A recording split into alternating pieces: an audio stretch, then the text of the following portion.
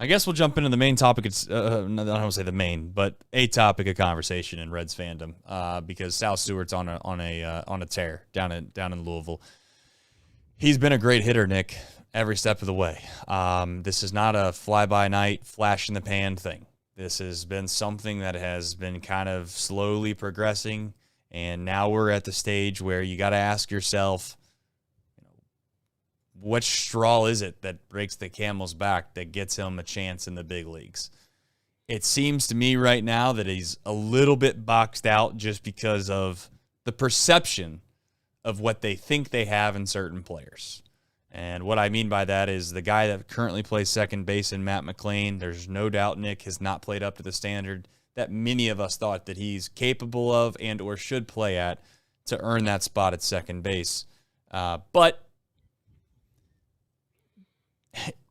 what are you going to do? Give up on Matt McLain this early, this fast, after he had the 2023 year that he had, after he looked the way that he did look, the way that he looked in Triple-A while he was there? I have a hard time believing that as well. So it's just a really, really weird, tricky situation. We can kind of dive into all the weeds of this. I do want to bring up something. I got a message from Rob Rusk about Sal Stewart and kind of the comparisons that people are making with, well, how do you know he's not just a minor league, basically merchant? He's like Rhys Hines, right? Because that's what some kind of are saying. Well, he might just be like Rhys Hines. Rob Russ says, I'm going to use a gambling analogy for Hines and Stewart as to why one is more believable than the other. Hines is a guy that's hitting those 10-to-1 parlays, while Stewart is up 10 units just straight betting. Hines, sure, in a spurt, can get hot, but his chase is heinous, and he whiffs an absurd amount on pitches in the zone. His Z contact's under 60, which would be the worst in baseball. He's able to crush mistakes, which is great and valuable, but Sal is doing sustainable, absurd chase numbers and puts the ball in play at a level close to Quan and Arias. Except he's hitting the kid show out of it every night as well. He's got a dozen harder exit velocities than Steer, Lux, Fraley, and Espinal have ever had in their entire careers in Louisville, and he's been there in 1 month. Stewart's the most polished hitter to come through in this system since Joey Daniel Votto, and that's his whole Savant page is going to be red. It's his largest flaw until June. He hasn't been pulling the ball in the air enough to tap into that game power, but he's doing it every night now. I guess I only say that because I think that there's a lot of guys out there that put time, effort, energy into the Reds. They don't have a show. I like that. I'm not saying that I'm going to compare him to Joseph Votto. That's probably not right. That's not fair. And I also think, Nick, you're trying to set the expectations, which you should, that this guy shouldn't be just suspected to come up here and be one of the best hitters on this team. But I think it is safe to say that he's probably a little bit different than maybe some of the other likes that have come up here that have flamed out or not had the success. Yeah, but good point about, most polished. I would maybe put Winker. I think Winker would be in that conversation as well. I think people don't want to hear it now, but I think Nick Senzel got all those same words too when he came up to the big leagues. I don't think there was a whole lot different about people's feelings about Nick Senzel than Sal Stewart. In fact, I think Nick Senzel might even have had more energy at the time. But that Reds team was also pretty bad, so maybe it's a little, you know what I mean? Maybe it's a little bit of a boost to Senzel. I'll just give you some cold numbers here. This was Sal Stewart's 23rd game at Triple-A.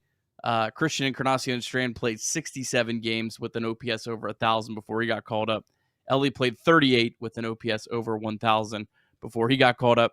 Matt McLain played 40 games with an OPS over 1,100 before he got called up. Noelvi Marte played 39 games. Maybe Noelvi Marte, though, is the best case because Marte was the only one that was called up in this similar spot, right, in a playoff chase. So it would be different of the Reds to call him up this soon. It feels like to me with some of these guys, Trace, it feels like the Reds, and people are going to hate what I'm going to say, but I'm just going to say this how I think what they do. I think they want these guys to come up to AAA. If they come up really hot, they want them to cool off and fight through that cold spell and then get hot back again before they call up. Because I think if you went back and you looked at most of those players, you would see that. You would see that they got really hot when they came up, or when they got caught up when they started at AAA. and they would cooled off, and then they had to kind of reignite and get hot again, and then they called it back up. So I don't know. If the Reds called him up on Friday, would I be shocked? Not really. If they didn't call him, would I be shocked? No, I don't know. It's a gamble, and I think that's the thing. I think people need to understand. Like, you could call him up and play Matt McLain. I think everyone thinks that's the move. That's a massive gamble.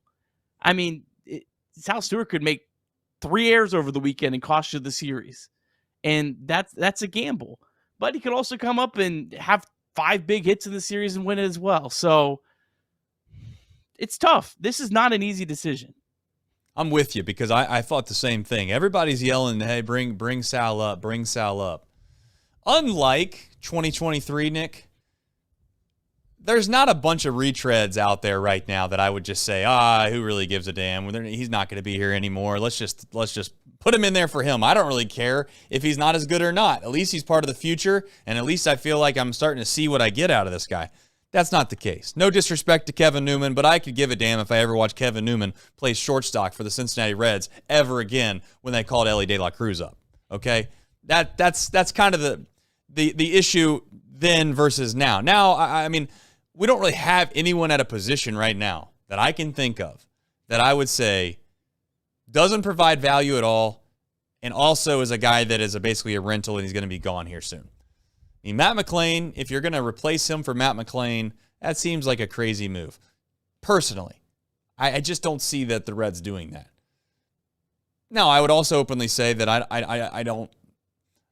I would never say never with that move. I could see how you could get better with that move if Sal Stewart is the hitter that maybe we think that he is, and he ends up being a great player. Like, would it shock me in 2026 if somehow, call it Matt McLain struggles basically for the rest of the season, and Sal Stewart goes and he starts to play well at Louisville, and he starts getting some reps at second base, and then all of a sudden in spring training he's at second base, and then he starts the year at second base? That wouldn't shock me.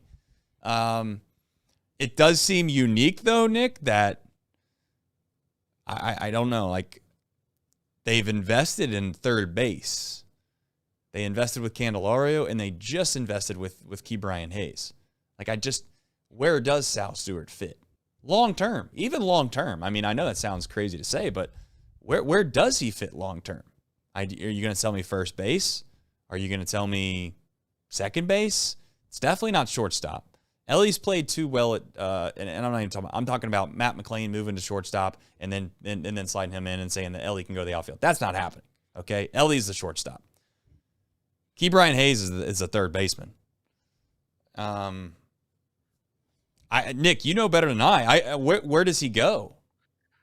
I think that Sal Stewart right now is what you were hoping Jeimer Candelario was going to be. I think that's eventually what he is. I think first base, third base, second base, you keep all those doors open, and then you kind of see what you need next year. Because, again, to need one of those spots, you just need one of those guys to get injured, which happens throughout a baseball season. So that's what I think. My gut tells me they're not going to call him up unless there's an injury or like McLain just completely craters to where, I mean, he has another 0 for 20 stretch. Or maybe Ke'Bryan Hayes has a stretch where an 0 for 20 stretch or something like that, where it's just so bad that they think it's worth that. That's my guess. Or even Andujar just completely cools off and you say, all right, you know what, we'll play him a couple times a week at DH. But I think long term, I think that's probably the role that he would slide into, would be a guy that could, you could play easily 140 games and not, if you could play third base, right, second base, first base, and DH, and not on the first day of spring training have one of those positions that's your designated position. He is what Spencer Steer was supposed to be, right? I think they're very similar. I think he's clearly, a much higher ceiling hitter than Spencer Steer, but I think they're in very similar spots in terms of what the Reds kind of will do with them. But Stewart isn't a elite glove at any position. I don't think he's a massive liability, and we'll see when he's up here. But I don't. He's not coming up as Matt McLain that's going to play second base and play it at a well above average level. Yeah. Yeah. Matt McLain's an interesting decision, you know? I mean, it's one of those deals where it wouldn't shock me if Matt McLain pulls an Andujar and all of a sudden he just for a month at the end of this season, he's the best player on the team. It also in a sad standpoint, it wouldn't shock me if he's the worst player. I don't know. And where do you draw the line in the sand on him is a really tough decision to make, because as you said before, Nick, like, he does play defense. Doesn't seem like it's going to slump that much. Just doesn't. Seems like that's going to hang around no matter what. And how much of an advantage are you going to get putting Lux at second base with the drop off that you get defensively with the run production levels that Lux is going to provide? And I'm not trying to be disrespectful to Lux, because I think he's been one of the better hitters on this team as of late. But like, there's not a significant amount of firepower there. You know, and I think that's kind of what this team is looking for if they were to make a decision to value offense over defense. So, I don't know. I mean, it just goes to show you that when you rely on this many young players, this is probably the growing pains that you're going to find yourself in, right? Because as much as we were talking about how last year Noelvi Marte was quite literally not even a part of the plan anymore, to a certain extent. And all of a sudden, 1 year later, he's the best hitter on the team. Matt McLain could be that guy too next year. Like, it wouldn't shock me in the slightest that Matt McLain's an all-star in 2025 or 2026, excuse me. So I don't know. It's a weird spot. Like, you almost wish one of these guys would have just been terrible. But, like, everyone's kind of been good enough. Yeah, they're Like, below McLain's average. But yeah, McLain, Steer, Brian Hayes is kind of his own thing. But Right. they've kind of all just been good enough to where it's hard to take them out. So, yeah, it's a spot. I will say one other thing about Sal Stewart. Something was really encouraging. I didn't even know you could do this, but you can go on StatCast and you can actually look up like expected stats.